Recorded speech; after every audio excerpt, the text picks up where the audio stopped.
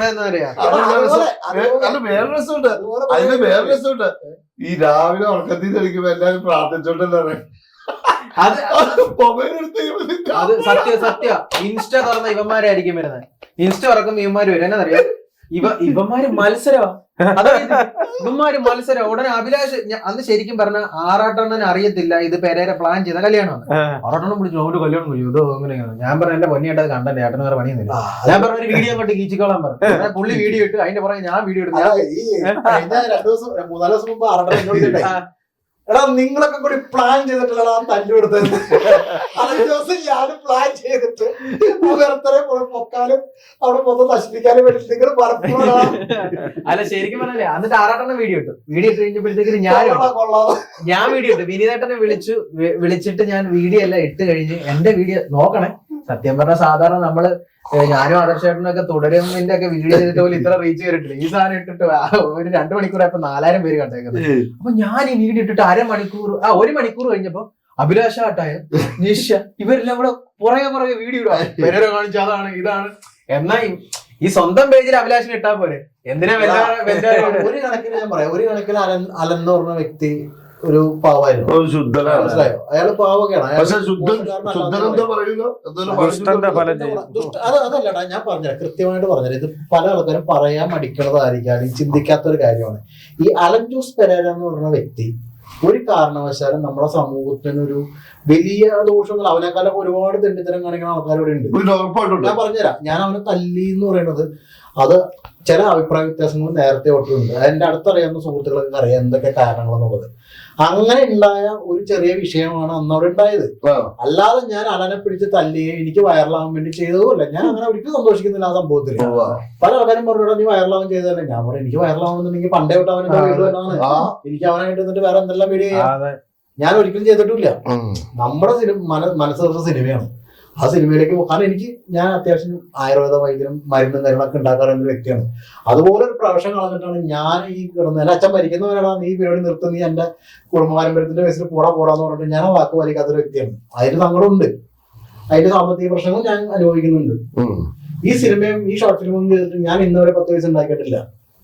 ഒരു രൂപ ഞാൻ ഉണ്ടാക്കില്ല. അത് ഇതിന്റെ പ്രൊഫൈൽ എന്ന് പറഞ്ഞാൽ എനിക്ക് വരാതിരിക്കുന്ന നല്ല കാര്യങ്ങൾക്ക് വേണ്ടിയുള്ള ഒരു സംഭവം. അതില് ഈ അലൻ ജോസിനെ വെച്ചതെന്ന് പറഞ്ഞാൽ നിങ്ങൾ എല്ലാവരും മനസ്സിലാക്കണം. ഞാൻ അലൻ ജോസിനെ ഒരിക്കലും കോമാളിയാക്കിയിട്ട് ഇന്നവരൊരു വർക്ക് ചെയ്യാൻ തയ്യാറായിട്ടില്ല. ജംഗൽ സുന്ദരി അവൻ പറഞ്ഞതിന്റെ പേരിൽ ചെയ്തതാണ്. അല്ലെങ്കിൽ എന്റെ ഇഷ്ടപ്രകാരം ചെയ്തതല്ല. അവൻ അങ്ങനെ ഒരു പാട്ട് വേണമെന്ന് പറഞ്ഞിട്ട് ഇങ്ങനെ ഡാൻസ് വേണമെന്ന് പറഞ്ഞിട്ട് ചെയ്തതാണ്. അവൻ ചെയ്തു. അത് കഴിഞ്ഞപ്പോ അവനൊരു ടൈറ്റിൽ സോങ് വേണമെന്ന് പറഞ്ഞു. ഓക്കെ എന്ന് പറഞ്ഞു. പാവപ്പെട്ട പ്രസാദ് അതെ സത്യത്തില് ഇവനുമായിട്ട് പാടി വരുന്നത് ഞാൻ ചുമ്മാതെ ഞാൻ ഇവനുമായിട്ട് പാടി വരുന്നുണ്ട്. ഇവനത് ഇടയ്ക്ക് നിന്ന് ഷൂട്ട് ചെയ്തിട്ട് ഇവൻ എന്ത് ചെയ്തു മറ്റേ ഇട്ട് കൊടുത്ത് ഞാനൊക്കെ നമ്മുടെ സുഹൃത്തുക്കളെല്ലാം കൂടെ വിളിച്ചിട്ട് പറയാം എന്ത് പണി നിങ്ങൾ പക്ഷെ അതിൽ ഞാൻ യോജിക്കുന്നില്ല. പ്രസാദ് നല്ലൊരു സാധനം ഇപ്പൊ അവാർഡിന് കൊടുത്തിട്ടുണ്ടല്ലോ. അക്കൗണ്ടെങ്കിൽ പ്രസാദിന് അവാർഡ് കിട്ടും. കാരണം അദ്ദേഹം നല്ല രീതിയിൽ പെർഫോം ചെയ്തിട്ട് ഒറ്റ കുഞ്ഞു വിളിച്ചിട്ടില്ല. ഞങ്ങൾ ചത്ത് കിടന്നിട്ട് ചത്ത് കിടന്നിട്ട് പ്രൊമോഷൻ ചെയ്യാം. കോബ്ര രാജേഷേട്ടൻ വീഡിയോ ചെയ്യുന്നു, ഗോകുമാർ സാർ അല്ല പേഴ്സണലായിട്ടല്ല അല്ല വീഡിയോ ഇട്ട് നമുക്ക് ആശംസ വീഡിയോ ഇട്ട് നമ്മൾ അത്രയും പേര് സപ്പോർട്ട് ഇട്ട് ഒറ്റ മനുഷ്യന് കമന്റ് ഒന്നും ഇടുന്നില്ല. എല്ലാത്തിന്റെ കൂടെ ഇവിടെ വന്നിട്ട് ഇന്റർവ്യൂ എടുത്തിട്ട് വീഡിയോ ഇടുമ്പോ തോയി പൂവും കൂട്ടിയൊക്കെ വിളിക്കും ആൾക്കാർ. വേറെ സംഭവം ഞാൻ ഇത്രയും ഇതിലൊക്കെ അഭിനയിച്ചു എല്ലാ കാര്യങ്ങളൊക്കെ ചെയ്തു. ഒരാള് വിളിച്ചിട്ട് എടാ കൊള്ളാം കേട്ടോ നീ ചെയ്യുന്ന നല്ല വേഷം, അല്ലെങ്കിൽ കൊള്ളത്തിലടാ എടാ നീ ഇനി അങ്ങനെ ചെയ്യരുത് എന്ന് പോലും പറയാത്ത ആൾക്കാര് ഈ ഇവനുമായിട്ട് ഞാൻ പെരേരയായിട്ട് വന്നു കഴിഞ്ഞപ്പോ എന്നെ വിളിച്ചിട്ട് എന്നെ പരിപാടിയാണ് പോയി നീ കാണിച്ചേ മോശമായി പോയി കേട്ടോ എന്നൊക്കെ പറഞ്ഞ് ഭയങ്കര സങ്കടമൊക്കെ ആയിട്ട് പറഞ്ഞു. ഒന്നിലേക്ക് നിങ്ങള് വലിയ നല്ലൊരു കലാകാരനല്ലേ നിങ്ങൾ. ഞാനിവിടെ ചത്ത് കിടന്ന് അഭിനയിച്ചിട്ട് പോട്ടെ കൊള്ളത്തില്ലെന്നെങ്കിലും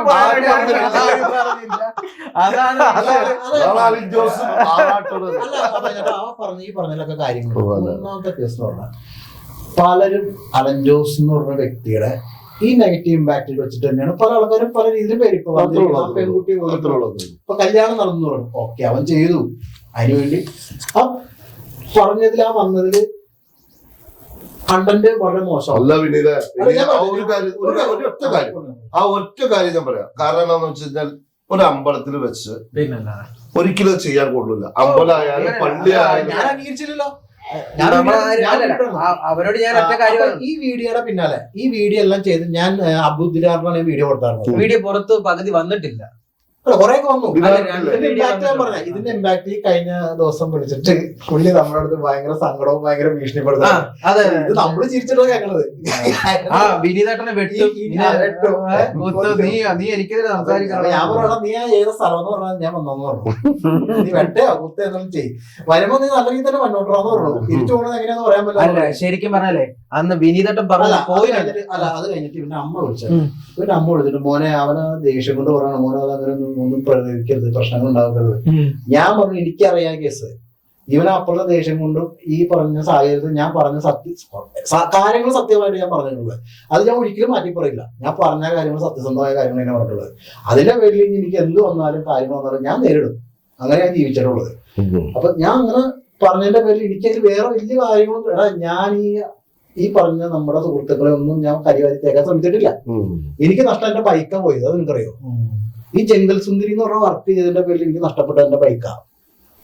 ഞാൻ കൊല്ലൂരും കഷ്ടപ്പെട്ടു. ഞാൻ എവിടേക്ക് രാത്രി എവിടെ എത്ര കഴിഞ്ഞാൽ പോയിട്ട് ബൈക്ക് എനിക്ക് പോയത്. അങ്ങനെ പോയി എന്ന് പറഞ്ഞാൽ ഞാൻ തിരിച്ചടിക്കാൻ പറ്റുന്ന കാശ് എടുത്തിട്ടാണ് ഇതിലേക്ക് ചെയ്തത്. അത് ലാസ്റ്റ് സമയത്ത് പൈസ എനിക്ക് തരാന്ന് പറഞ്ഞു. ആ പൈസ തരാന്ന് പറഞ്ഞ സമയത്താണ് എനിക്ക് പിന്നെ പൈസയും കിട്ടില്ല, ഒന്നും കിട്ടില്ല. ഒരു 5000 രൂപ പോലും എനിക്ക് തരാന്ന് തന്നു. അത് ഇത്രയും വർക്ക് ചെയ്യുന്ന കാശില്ലാന്ന് പറഞ്ഞാൽ എന്ത് പറയാനാ ചേട്ടാ? ഞാനൊരു കാര്യം പറയാം. ഈ സോഷ്യൽ മീഡിയയിൽ നമ്മൾ എന്ത് വർക്ക് ചെയ്താലും അത് നമുക്ക് സ്വന്തമായി ചാനലിനും നമുക്ക് അതുപോലെ ഈ പറഞ്ഞ പോലെ സബ്സ്ക്രൈബേഴ്സും കാര്യങ്ങളൊക്കെ ഉള്ള ഒരു ചാനലുള്ള ഒരാൾക്കാർക്ക് മാത്രമേ പൈസ കിട്ടുള്ളൂ. അതല്ലെങ്കിൽ നമുക്ക് പ്രൊഡക്ഷൻ വേണം. പ്രൊഡക്ഷൻ വന്നു കഴിയുമ്പോൾ ഒരു പ്രൊഡ്യൂസർ നമുക്ക് ഇന്ന രീതിയിൽ ഒരു പൈസ തരാണെങ്കിൽ നമുക്ക് പൈസ കിട്ടും. ഇപ്പൊ ഞാൻ ചെയ്യാൻ പോകുന്നത് അങ്ങനെയാണ്. നമുക്ക് പൈസ കിട്ടും. അപ്പൊ ഇത്രയും കാലത്ത് എന്റെ കഷ്ടപ്പാടിന് നമുക്ക് ഇപ്പോൾ ഒരു ഫലം ഉണ്ടായി. നമ്മുടെ മനസ്സറിഞ്ഞ ഒരു പ്രൊഡ്യൂസർ വന്നു, പിന്നെ നമ്മുടെ വേറെ 2 സുഹൃത്തുക്കൾ വന്നു. അപ്പൊ നമുക്കൊരു വർക്ക് ചെയ്യാം.